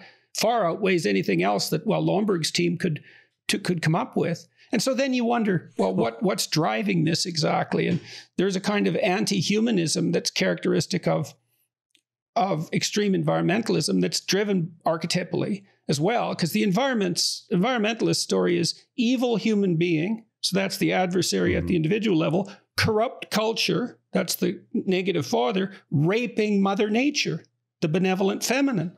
That's the archetypal structure. So it's I just love how you unpack those just to help people understand where this comes from, because a lot of us who see this as crazy, you know, this refusal to even acknowledge that there's costs and benefits with any policy discussion, which is the proper way, by the way, to approach any policy discussion, an honest assessment of costs and benefits and trade-offs. There are no solutions. There are only trade-offs. You know, and it very, very almost never can you find a particular policy prescription that has only good things attached to it and no trade-offs whatsoever. Yes, and also no unintended outcomes, which is another thing that conservatives stress. It's like, are you so sure that intervention is going to do what you think it is? It's like... Right. There's a series of questions that we might ask, you know, does it infringe on local rights? Does it infringe on the rights of the individual? Does it provide a disincentive to do a good thing in society? Does it have unintended consequences? Is it fiscally responsible in the long term? The reason I don't get along of a policy perspective with so many Democrats is because they ask none of these questions. They just ask, is it compassionate? It seems to be the only question. Well, and compassion is a very interesting virtue because, look, if you're compassionate and your baby is crying and the baby is 6 months old, the right thing to do is whatever's necessary to stop the baby from crying because the baby is right and you're wrong. Compassion isn't sufficient virtue. That's partly why we have conscientiousness, which is a more cold virtue.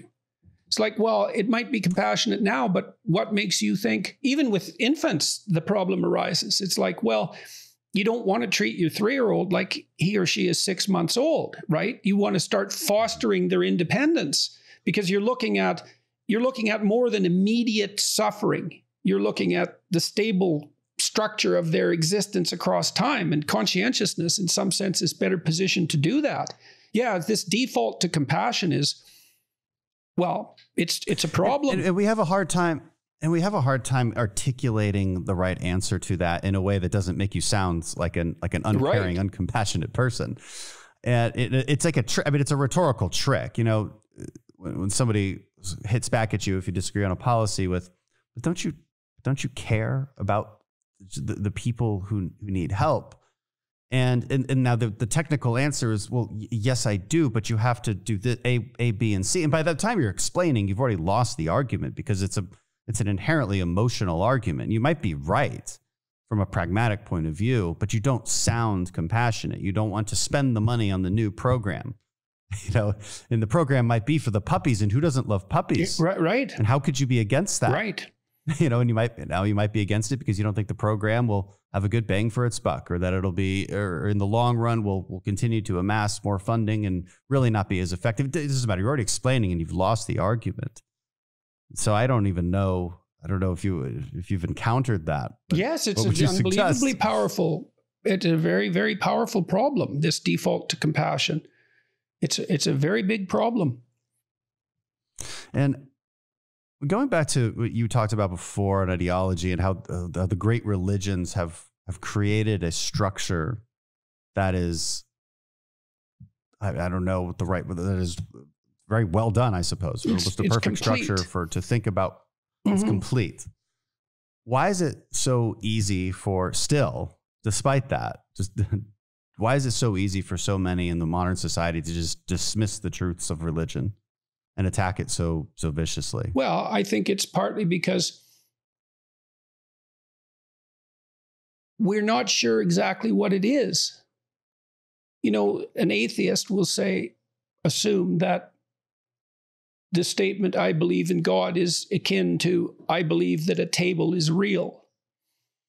And the evidence for God isn't the same as the evidence for a table. And so you lose right off the bat in some sense if you're religious and you accept that level of argumentation, but it's very complicated. It's like, well, people ask me if I believe in God, and I say, well, I act as if God exists. And they don't like that answer. But I thought through that answer a lot. It's like, well, how do you judge someone's belief? By what they say or by what they do? And that just starts the philosophical argument. It's another example of the fact that it's very difficult for us to rationally defend evolved institutions because they weren't exactly constructed on the basis of rational argument. They emerged across time. Like marriage emerged across time, all these institutions, it wasn't like a central planning committee sat down and thought them through precisely. And so we don't have an articulated defense at hand. I think the reason people don't like on either side of the argument, maybe don't like your answer, is because they want to get at the question of faith and they're trying to make you answer that question. Right, but they have a misconception about what constitutes faith. Like, I can give you an example. So you might say, well, faith means that you believe things that can't be empirically demonstrated. Or I could say, well, no, wait a minute. If I say I have faith in you, that doesn't mean I believe you exist. That's foolish. I have faith in you because I think there's a spark of the divine in you and that you might be willing to allow it to manifest itself across time.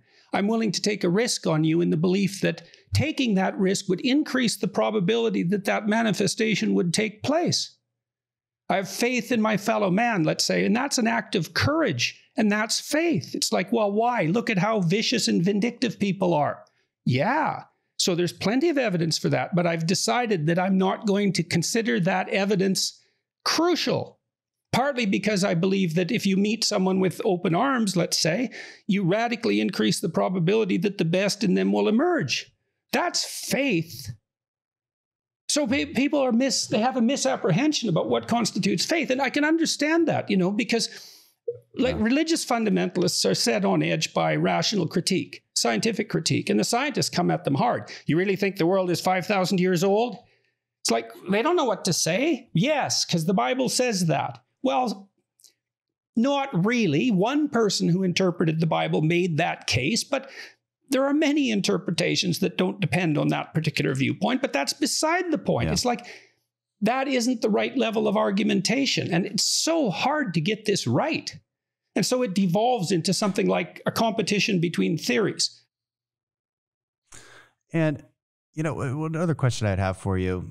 You've done so much work and so many lectures on the Bible. It's they're quite incredible, and especially with Genesis, I love the way you unpack the Garden of Eden. But my question is from that. I don't know what you mean by that. Well, these stories, sometimes if you see what they're driving at, they hit you so hard that you can hardly stand it. Like the story of Cain and Abel, I've never recovered from that story once I understood what it meant. That if your sacrifices are not accepted by God, that you'll become so resentful that it'll drive you to murder and genocide. It's like, you packed all that into one paragraph? And it is It's one paragraph. short, That's so tiny incredible. paragraph. And that isn't all that it contains. And those are the first two people in history, hypothetically, because Adam and Eve, well, right, they weren't born, they were created. And so that's the central diagnostic of mankind, according to the Old Testament. Jesus, if that doesn't make your blood run cold, you didn't understand it. It's terrifying. And I guess what strikes me, and I think what strikes you about these biblical stories, is that there's a lot of truth packed into them. Fundamental truth, absolute truths. Now, a Christian would say this truth is derived from revelation. It was revealed to us. Somebody like an atheist, a Sam Harris, would say, no, they just wrote down what we'd been figuring out via evolution. So how do you answer that question? Well, I think the revealed idea, it's part of it, It's part of it. Because when you think, there's a revelatory aspect to your thought, which we'd never really take into account. So imagine you're thinking of something and an answer pops into your head. You think, I thought that up. It's like, really? Isn't it more like the thought appeared in the field of your consciousness? And where did it come from? Well, who knows where it came from, because we don't know anything about consciousness. So there's a revelatory element to thought, but then there's a critical element too. And even in the Bible, it says you have to test the spirits to see if they're of God. And so revelation is part of it. But, the Bible was aggregated out of a much larger collection of books over a very long period of time. So there was an element of critical analysis too, which is central, say, to Jewish culture, certainly. That critical element, trying to understand what the revelation means and elaborating on it. And so it's not that it was just delivered in its impeccable form and there was no discussion about what would you say, the highest revelation and what was lesser. There was plenty of discussion about that. And I mean, I would say, and I think biologically, I do believe that the universe is 15 billion years old and that we've had this incredibly lengthy developmental history. And I believe that's accepted by mainstream Catholics. It's certainly accepted by the Vatican. What that means for the place of human beings in the cosmos is very difficult to determine, but I see it at least in part as the unfolding of consciousness across time, and it's a and I love that answer, because the way I answer that is, what's the difference? In shorthand, I would just say, what's the difference between revealing it and coming to it? I think it's the same thing, because if you believe in the divine, then how you thought about it and how you came to it is itself revelation. It doesn't have to necessarily, you might build a story about God literally talking to you, but what's the difference between that and your own thoughts if you truly believe in God? Well, that's a good question. That's a good question, what the difference is. I guess one of the things you'd say is, well, because you're steeped in sin, it isn't necessarily the case that you can always trust your own thoughts as divine revelations, right? True. And so they have to undergo that critical analysis. But perhaps the thoughts that stand the test of time and that are shared across and gone through the critical analysis that the books in the Bible did. Perhaps that's how we come to that. Well, I think historically that's the case. I mean, when I try to analyze religious thinking the same way that conservatives suggest policy should be made. Simplest explanation first, most local explanation first. Well, so when I look at Christianity, for example, I would say, at minimum, Christianity is the consequence of a millennia-long discussion, more than one millennia, many thousands of years, discussion about what constitutes the ideal towards which we should all strive. And imagine that striving towards that ideal is what unites us. So it's not belief exactly, except insofar as belief is expressed in action. So you'd say, well, if you're a real Christian, you're striving to make that ideal manifest within you. Does that mean you believe in it? Well, depends on what you mean by believe, but I tend to take an existential perspective on belief and say, well, I'm going to assume that what you act out is what you believe. So you're trying to make that ideal manifest within you and within your community. Well, that's an indication of your faith because you've staked your life on that. That's faith, is what you stake your life on. It's not what fact you say you believe. And I know that it's a sophisticated distinction, but it's a crucial distinction. It's very important. It allows religious people to defend their belief. And it doesn't fall under the category of scientific discussion anymore. It's no, I stake my life on this. That's what the belief is. And, you know, I see... And that's a great answer to someone. This element of logos, right? That's the divine word. Well, that's the idea that underlies the sacredness of free speech, is the divine word redeems the world. Well, that's what you believe if you believe in free speech. And that's belief. And moving on, and I do love that. I think it's a great way for people to think about the attacks on their faith, is to think about, well, I do have faith that the moral structure that God and the Bible have built for me is absolutely the right one if I'm going to take aim at the highest possible place. There you go. Yes, exactly. And so how do you argue with that? I mean, you can't bring up a fact-based argument against that. It's like, no, I've committed to this. That's what faith means, is I've committed to this. And so one, related to it's related to religion, but I love the last chapter in your book. Be grateful in spite of your suffering is something I've written about a lot. This idea of perspective, and also this notion that you bring up quite a bit, which is self-imposed hardship, or otherwise known as challenging yourself, is unbelievably important to moral and physical well-being. And so, I mean, talk us through that. How and also, how have we gotten to a point, again, in modern society, which I do think this is different than 30, 40 years ago, where there's this belief that all suffering must be an injustice. Any kind of hardship or challenge must be an injustice that must be dealt away with. And that's easy for politicians, especially, to demagogue and say, my primary promise to you is that all your suffering will end. And this is where it gets a little biblical. this idea of being a savior, that government can do this for you. And I think it's rather dangerous. Well, I think it relates back to this idea of an ideal. It is a person what he or she is, or is the person most properly understood as what they could become?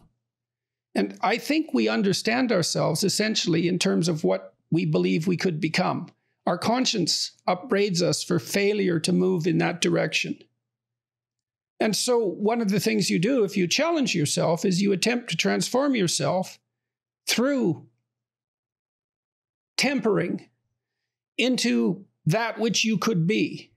And we're always becoming. We're not static entities, and we always exist in relationship to this ideal. And so the religious pursuit is an attempt to specify the ideal and also to specify it communally. And then we could say, well, you impose challenges to yourself to facilitate your transformation toward the ideal.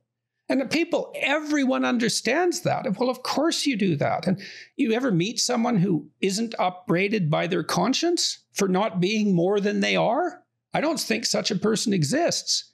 Maybe the hypothetical psychopath. So, and the gratitude, I would say, that's also, insofar as it can be manifested, that's also a decision. Because you could say, the antinatalists, the people who think consciousness is so unbearable that it should just be eradicated, they think, well, the world is so corrupt and so rife with suffering that it would be better if it didn't exist at all.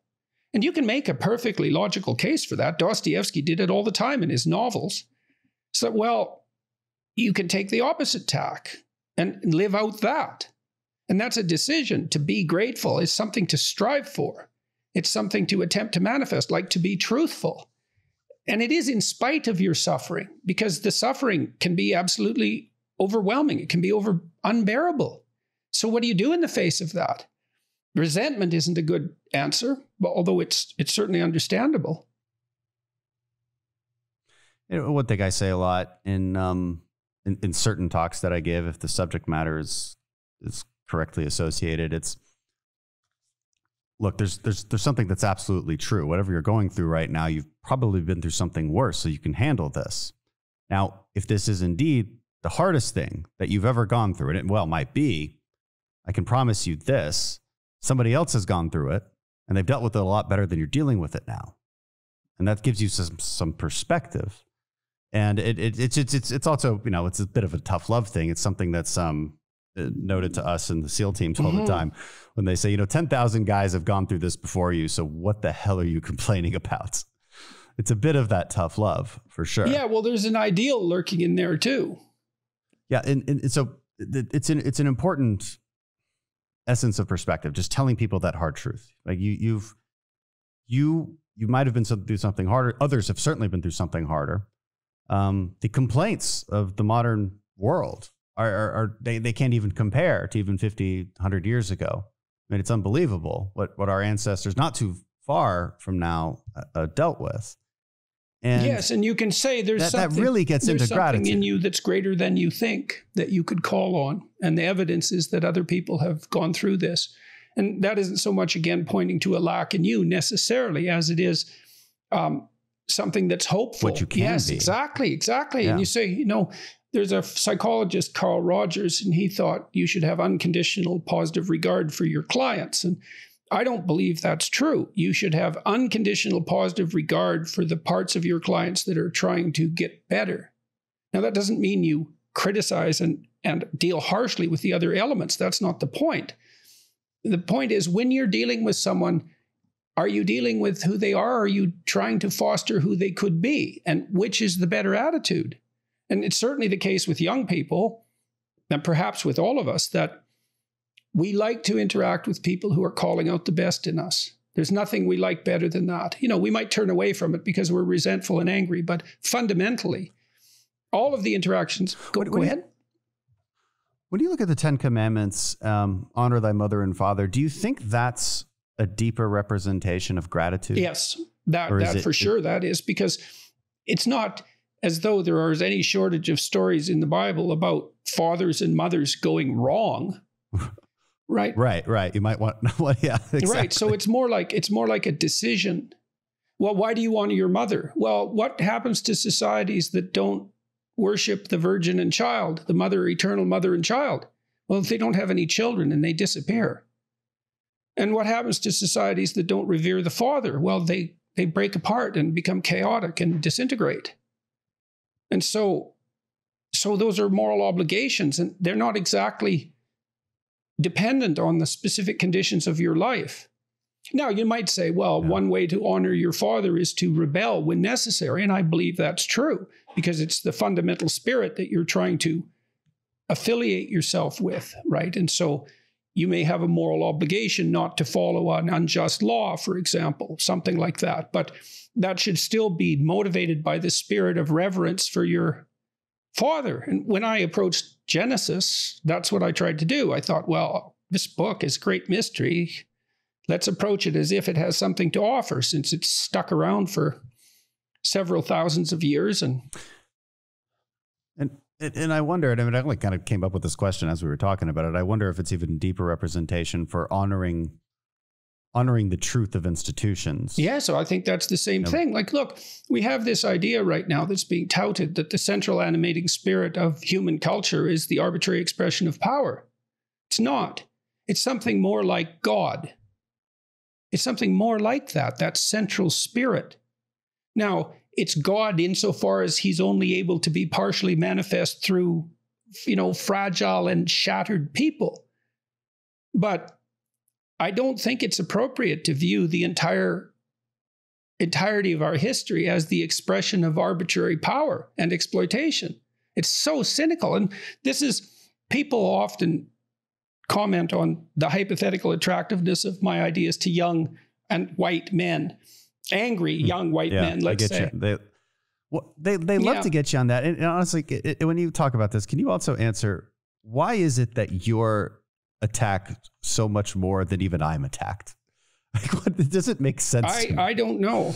Is it because you're more of a threat in some ways? I think, well, I don't think I am a particularly, I don't know. I thought about it. I think it's because I sort of stand for science and the Enlightenment, and I also sort of stand for a religious tradition at the same time. And so I'm not an evil patriarchal tyrant, and that's annoying because I'm supposed to be. And and I'm not. So it's something like that. I mean, I can't figure it out. It drives me to distraction. Seriously, because it's such a mystery. But these angry young white men that hypothetically I'm appealing to, well, why do they need someone to appeal to them? Well, because the claim that our culture is an arbitrary expression of power, and let's say of white supremacist power, is a direct attack on their ambition. It's like, well, let's say you're a young man who wants to make his mark in the world. Well, you're just a tyrant in training. Well, that's Christ. That's a terrible thing to tell young people. You couldn't tell them anything worse than that. You tell them they're noble, they're striving for something good if they could see it, and that they're fundamentally to be trusted, even though they're prone to error and sin. That's the right answer, not you're a tyrant in training and you should check your privilege and shut the hell up and be embarrassed about who you are and could be. God, it's so awful. The entire movement of against masculinity and this sort of elevation of toxic masculinity as a talking point is deeply concerning, and it's just so naive. It's malevolent in the way that you frame it as well, but it's also naive. And the reason I feel that way is because I come from the SEAL teams, where that kind of masculinity is necessary for the defense of the country. It's necessary for survival in a very profound way. Well, look, I talked to Jocko Willink about his experiences with the Navy SEAL teams. It's like he said that one of the things that you guys are taught all the time is to have your partner's back. Yeah, well, so there's a reciprocity in there. That's not the mere arbitrary expression of power. I know it occurs in a military context, but then the question might be, well, what makes for an efficient military structure? And brute tyranny is not the answer. Because it doesn't work. That's the thing. It doesn't work in the special operations community. Okay, why not? You can because you must have respect. That's the fundamentally respect, and respect is gained through a whole variety of functions and leadership traits. Sometimes it's good judgment, sometimes it's good management. We can respect the fact that this person has good management, makes decisions that are tactful, that are what we would do if we were in their place, or if they were not what we would do, at least they provide a serious explanation as to why. These are all leadership traits. Yeah, well, it's better to inspire than to compel. Right. Okay. So that's a leadership philosophy. Better to inspire than to compel. And how do you inspire people? Well, you inspire them by appealing to their better natures collectively and getting them to do things that they otherwise wouldn't do, not because they're forced to, but because they believe in that higher goal and that higher mission. It's like, for instance, I'd have a hard time contracting. A lot of people leave special operations and then they go contract because you make good money. I would personally have a hard time putting my life on the line for that. Now, I might be able to do it. It sort of depends on what the contract is. Maybe it is serving some sort of higher goal, but it's hard to get it out of my head that I'd be doing it for money. And therefore it's very hard for me to run into a hail of gunfire. And I suppose the only reason anybody would do that is because they're saving somebody on their side anyway. Certainly wouldn't do it just out of the blue. Yeah, well, that naivety is, that's a very interesting. It's a naive description of fundamental malevolence. It's not nuanced, and it doesn't take into account what actually structures functional social organizations. It's not tyranny, and the conservatives need to do a much better job of articulating that and understanding it. Because the assault is very poignant and it has a romanticism about it that's very difficult to counter. So it's extremely difficult. And what makes it more difficult is I might be able to articulate that effectively in a long form debate, but we generally don't have long form debates. We have 5 words or less. And it's very easy for somebody to say, you're not a good person, you're not a compassionate person because X. It's very difficult to explain the proper social hierarchies and why they manifest the way they do. And that compassion is not the only virtue, and that sometimes it's even a vice. I mean, the psychoanalysts, they said, Freud, I think this was Freud's statement, the good mother necessarily fails. Why? Mm-hmm. Well, because compassion is devouring if it's taken to its extreme, because it infantilizes. And I think the best example of this was COVID-19. All of the great political philosophy debates, I think, manifested in the last year with COVID. And one of them was this immediate belief that one death is too many. But of course, that's not even how we think about all other forms of risk, not at all. And the way I began responding to that would be, look, if eliminating any and all infections was the only possible goal, then sure, you would lock everybody up in their homes and not let them out until the disease had completely been eradicated or they were forcibly vaccinated or something along those lines.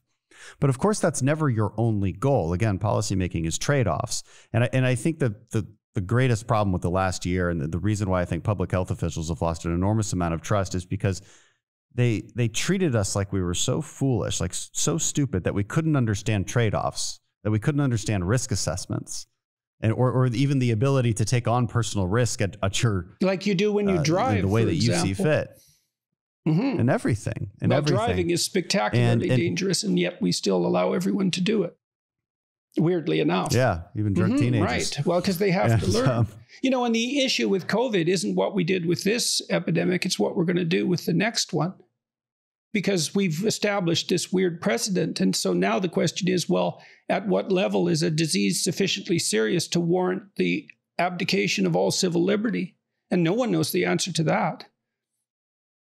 That's a terrifying one. And I think because the public health establishment has lost so much trust on this, because I think more and more people are coming to the conclusion that this particular disease did not warrant maximum lockdowns. And the data now that we have suggests extremely strongly that it didn't even have a positive effect on limiting the spread. So why on earth would we do it again? And yet we're not having an honest conversation about that. But what's worse is, what if we have a disease where you actually probably should lock people down because it's actually quite a bit more deadly than COVID was? Nobody's going to trust you anymore because there was too many lies told. That's a real problem when it comes to dealing with future pandemics. And I hope the conversation becomes more honest. Maybe I'm going to go a little off script here for the last couple minutes, because I want to ask you something. When I was, I recently had a detached retina, and I was face down for a whole week, which is actually not as bad as the first surgery I had, and when I was blown up in 2012, when I had to be face down for 6 weeks. But that's not the important part. The important part was that not only did my retina detach, but I detached from all politics, and it was quite nice. And I read a lot of books about our government's history on paranormal psychology or parapsychology, remote viewing programs, all of these things that are rather interesting. I even interviewed a couple guys on this podcast, an old Army officer that is apparently a remote viewer. I have asked him to do an experiment with me so that we can prove this. And another psychologist who's written a couple books on this, who worked at the Stanford Research Institute and conducted a lot of these experiments. And there's some really hard to understand evidence on this. I'm just wondering if you've ever gone down this rabbit hole. Not to any real degree. I mean, I protect myself against that, I suppose, to some degree by saying that extraordinary claims require extraordinary evidence. And I've looked at some of the data pertaining to paranormal psychology in the standard psychological literature and haven't found it particularly compelling. I mean, I would ally that with a belief that things are a lot stranger than we think they are. And there's so much we don't understand that it's beyond comprehension. So, but, I generally limit myself to what's conventionally acceptable in those domains. I think it's maybe because I take risks in other places. Yeah. So that's all. The reason I looked into it is because there's actual government funding that actually occurred. Yes, no, I'm aware of that. in the United States, which is just fascinating. It's fascinating that the argument could be made in a manner that was sufficiently convincing. But that was also pretty much at the height of the Cold War, if I remember correctly. It was. That's why it started, ended in the mid-90s. And I'm trying to figure out if there was anything to it, because it's a rather fascinating discussion. I had a feeling you wouldn't bite on that one. but look, you've been extremely generous with your time. It's a great book, another fantastic book, and really appreciate you writing it. I think the world needs Jordan Peterson, and we were all very worried when you were having your health issues, and we're glad to see you back. And no, thank you. Well. It was a privilege to be talking to you, and I wish you the best of luck in your messaging and your legislative attempts and everything that you're doing politically. It isn't a job I would want, the job that you have. It's a very demanding job, and it comes with more than its fair share of trouble and criticism. And I don't think that people who occupy political office are given the credit they deserve for what's often a thankful, difficult task. So I appreciate that. It certainly feels that way. That's for sure. But there's a lot of good people too, who say a lot of nice things, and they keep you going. They keep you going. It certainly can be thankless. But this has been a true pleasure of mine. Jordan, thank you so much for doing this. My pleasure. And I hope if I get to Washington again that we can meet again.